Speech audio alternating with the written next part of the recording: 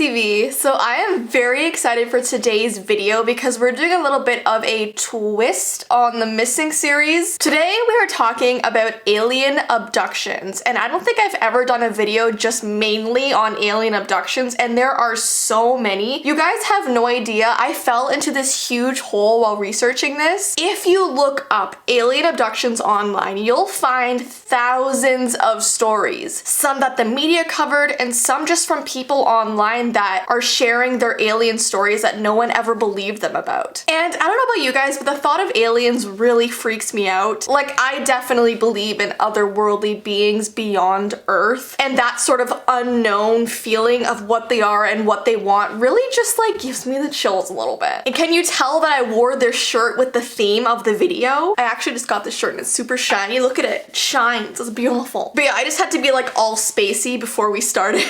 But before I get into the video, I just want to mention that today's video is sponsored by an app called Bunz. Now, this is such a unique and interesting app that I feel like everybody should know about. We live in this world where everything we'd like to own must be bought by this one thing, which we all know, money. So what I love about Bunz is that they've totally changed up that mindset. Bunz is an app where thousands of people meet every day to trade things that they own. So things like art, crafts, clothes, home decor, literally anything you can think about, and you don't use money, you just trade. Bunz is on a mission to change the way we look at buying products with a more sustainable approach to shopping, using the ability to trade among peers to receive the satisfaction of whatever your heart desires without using the cash. And it's also a great app to build community and make new friends. I just love the whole idea of not having to worry about spending money and instead just trading awesome products, so you're both getting something great without having to use money. So if you would like to find the things you love without using your hard-earned money, the link to download the Bunz app is down below in the description. All you have to do is post a few items, invite your friends, and you're ready to go. The Bunz app is available on iOS, Android, and online. So check out the link below and start trading. Alright, so let's get into these alien abduction stories. I feel like we need to cue that weird alien music, you know, the one that's like doo doo doo.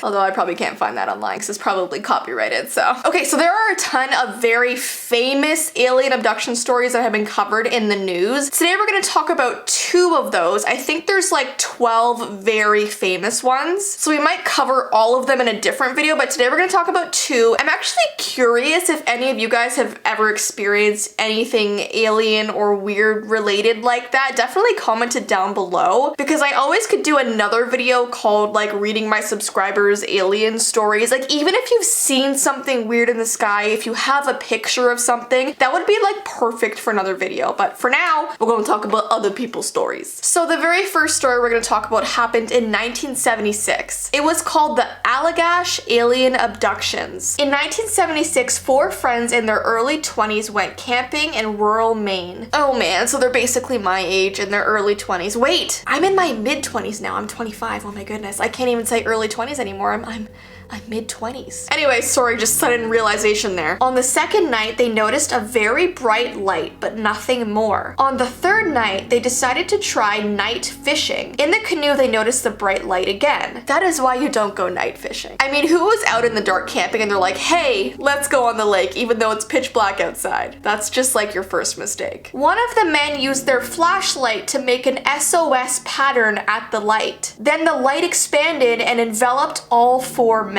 That's such a weird reaction to do. Like, imagine you're out in the middle of the lake and you see a bright light, so you take out your flashlight and you're like, hey, SOS, come and get me. Like, who would want to do that? So this light expanded and enveloped all of them, and apparently that's the last thing they remember. They woke up back at their campsite with no recollection of what ended up happening with the light or how they got off the water. The fire they'd stoked up before they left just minutes ago was completely burned down to the embers. So they basically lost track of so much time. They had no idea how they got off of the lake, how they got back to their campsite. The fire that was just burning really tall a couple minutes ago is totally out now, so obviously a few hours had gone by. Now, this story even includes the aftermath, so what happened to them psychologically when they came home from this camping trip. So one of the guys that got abducted, his name was Jack. Jack was the first to start having nightmares. In these dreams, he saw beings with long necks and large heads. He saw the beings examining his arm, while Jim, Chuck, and Charlie sat on a nearby bench, not able to intervene. So I guess those are all of the names of the guys that were with him, and he was having dreams that the aliens were like poking him and like examining him, and his friends were just watching, doing nothing. Imagine if my friends did that, I would not be very happy with them. So the beings had large metallic glowing eyes with no lids, and their hands were insect-like with 4 fingers. And after Jack was having dreams and sort of told his friends about them, his friends also admitted that they were having dreams, and in their dreams they would have flashbacks of being on the lakes and seeing these weird creatures. So that's just terrifying. The fact that all of these friends experienced the same thing makes it so real and makes it just proven that it had to have happened, right? So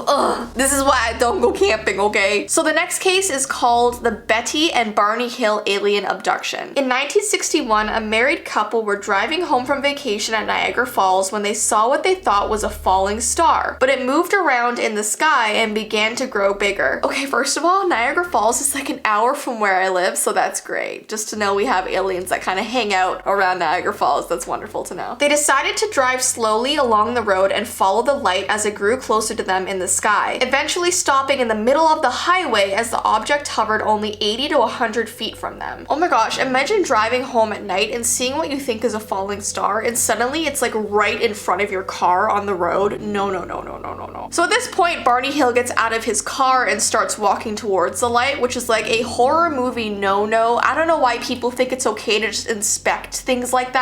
Like, I would stay in my car, I would call the police, I would drive the other way, I would not approach this big light star thing. So he goes to get a closer look and he sees a craft with 8 to 11 humanoid creatures in black uniforms. He screamed, "They're going to capture us," and ran back to the car, and the couple drove home. So this is what's really creepy. They think that they got away from these humanoid alien creatures, but a drive that should have taken them 3 hours mysteriously took them 7. So once again, they lost a lot of time. So there were a lot of strange things that happened to them that concluded that they could have been alien abducted. So we're going to talk about the aftermath for them as well. Arriving home at about dawn, the Hills assert that they had some odd sensations and impulses that they could not readily explain. Betty insisted that their luggage had to be kept at the back of the house instead of the front door when they got home, which was very odd behavior for her, because why would she care where her luggage was in the house? Their watches would never run again. Like, both of their watches stopped, and they looked at other watches in the house and they were all stopped as well, which is so creepy. Barney noticed that the leather strap on his binoculars were torn and he couldn't remember how that happened. The toes of his best dress shoes were torn as well. So they decided to both take long showers to remove possible contamination, and they each drew a picture of what they had observed, and their drawings were strikingly similar. So once again, it's more than one person experiencing something, so it just makes it more clear that it could have actually happened. Because imagine like being abducted with your like partner or girlfriend or boyfriend, and you both draw the same alien that you saw, like, ugh. So they decided to go to bed for a few hours, which I don't know how you would sleep after that. But Betty got up after a few hours and she started to put away the dress and the shoes that she wore while she was in the car. And as she was hanging them up in her closet, she noticed that a lot of the parts of the clothing were torn, and there was this weird pinkish powder all over them. So when she hung them up, this powder like fell off of her dress. And it says that over the years, 5 laboratories have conducted chemical and forensic analysis on the dress. It doesn't say if they found anything weird with it. I think they just don't know what this powder is. Like, they've never discovered what it is. So it's some alien powder that we have never known about. There were also shiny circles on the car's trunk that had not been there the previous day. Betty and Barney also experimented with a compass, noting that when they moved it close to the spots on the car,